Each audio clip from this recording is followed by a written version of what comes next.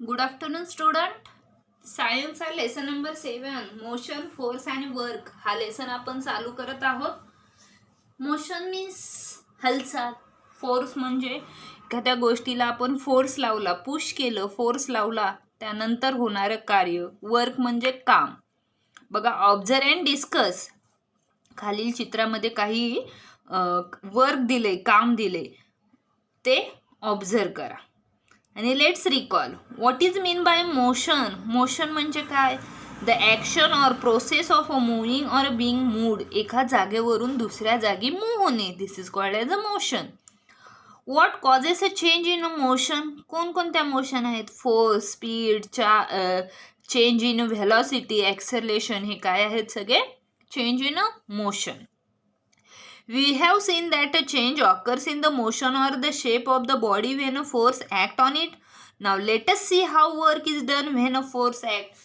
काय होतं फोर्स लावल्यानंतर किंवा मोशन ज्यावेळी आपण एखादं change occurs in the motion of the shape of body. काम करताना आपल्या बॉडीची वेगवेगळी हालचाल होती, वेगवेगळी मोशन होती.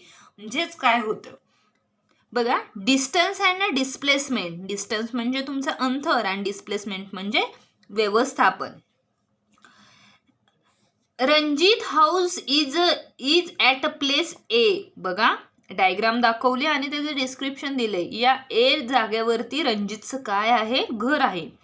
The figure alongside show the distance travelled by Ranjit to reach his school at D. A पासून डी पर्यंत रणजितचं काय आहे? स्कूल आहे. If we do not take a direction into account, we find that Ranjit traveled a distance equal to. बघा, रणजितला D पर्यंत जायचंय, तो travel काय करत गेलाय? Distance equal A to B, B to C, C to D, A B plus B C plus C D असा तो काय केलाय? त्याचा तो प्रवास आहे, तो तसा स्कूलला पोचत आहे. On doing this is the displacement was equal to A D. हा काय आहे त्याचा? ए पासून बी पर्यंत, बी पासून सी पर्यंत आणि सी पासून डी पर्यंत. हे त्याचं काय आहे? तर डिस्टन्स आहे, स्कूलपर्यंत पोचण्याचं डिस्टन्स आहे. पण त्यानं काय केले? ए टू डी, ए पासून डायरेक्ट स्कूलपर्यंत गेलाय. That is the displacement. ते काय आहे? तर डिस्प्लेसमेंट आहे. Ranjit displacement from his house to the school in shown in picture with the broken line eddy.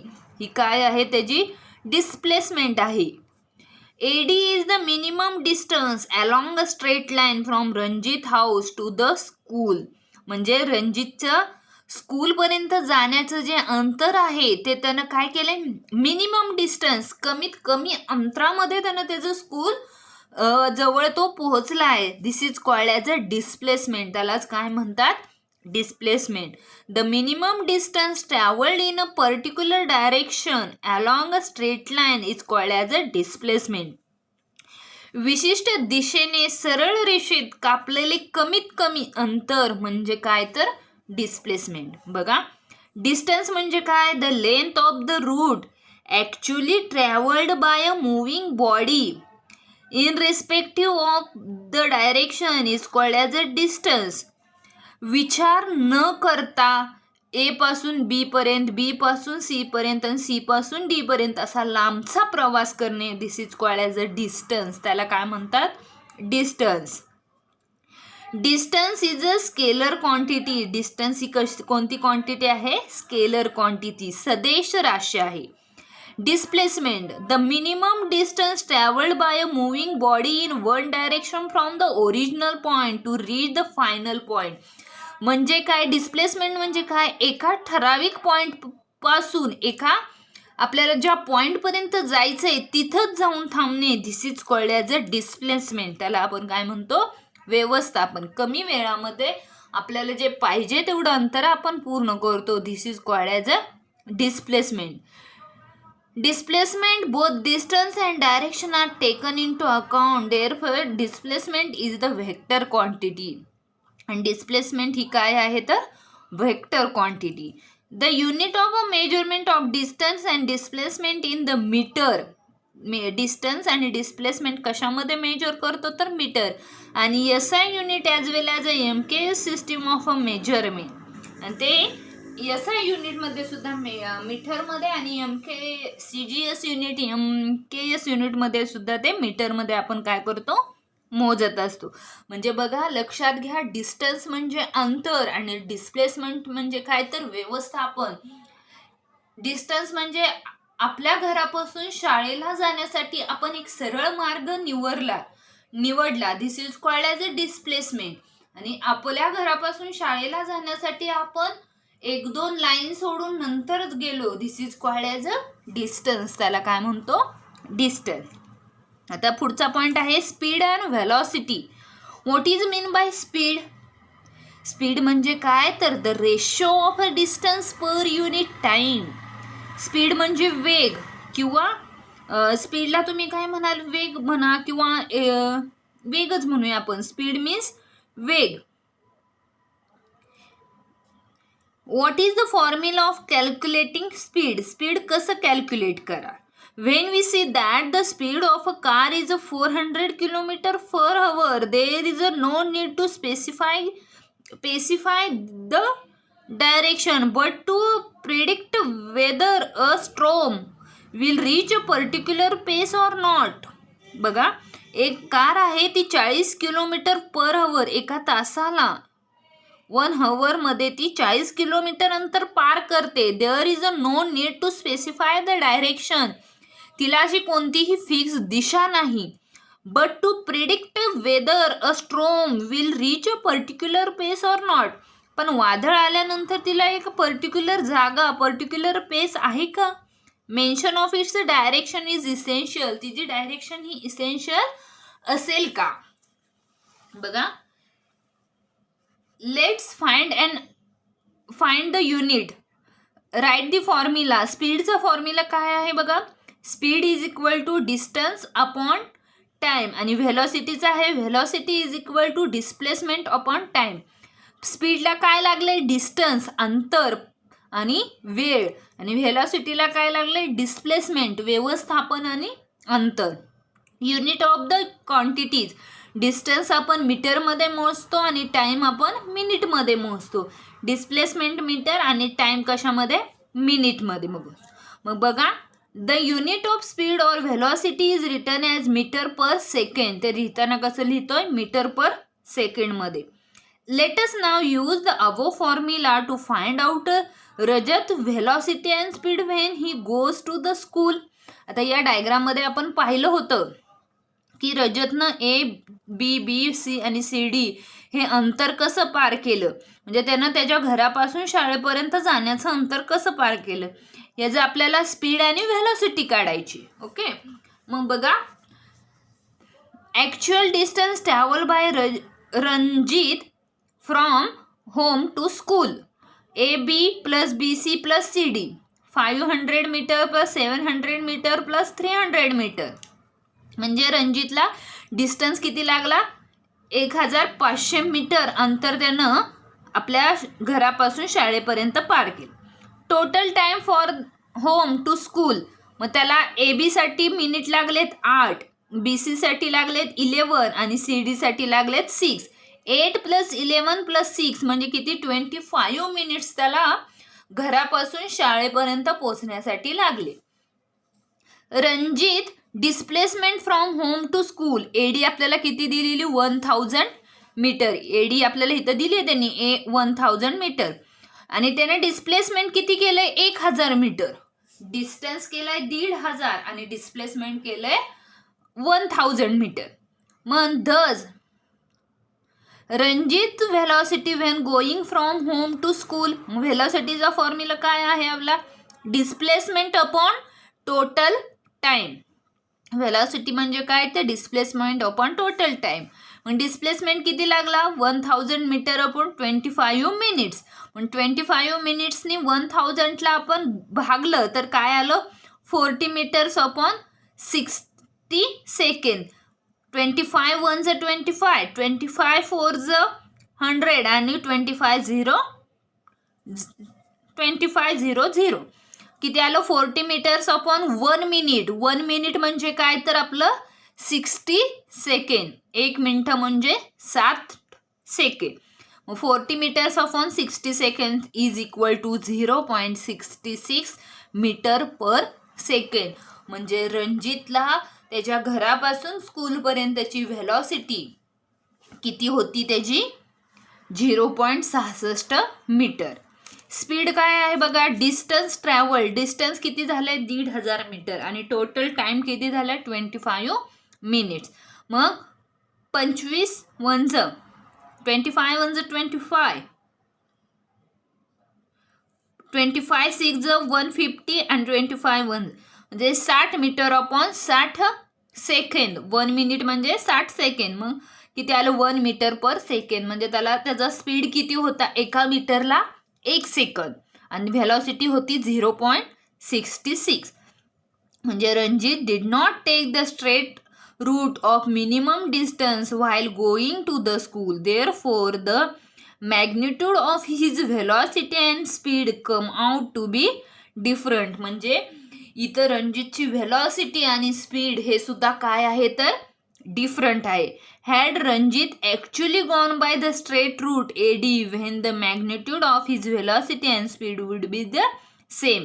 जर रणजित एकाच दिशेने गेला असता A to D या लाईनी स्ट्रेट रूटने गेला असता तरच त्याची व्हेलॉसिटी आणि स्पीड हे काय झालं असतं सेम झालं असतं. पण तो जाताना वेगळ्या मार्गाने गेल्या म्हणजे त्याचा डिस्टन्स वेगळा झाला आणि त्याचं डिस्प्लेसमेंट वेगळं झालं. त्यामुळे त्याची जी व्हेलॉसिटी आणि स्पीड होतं हे सुद्धा काय झालं तर वेगळं झालं.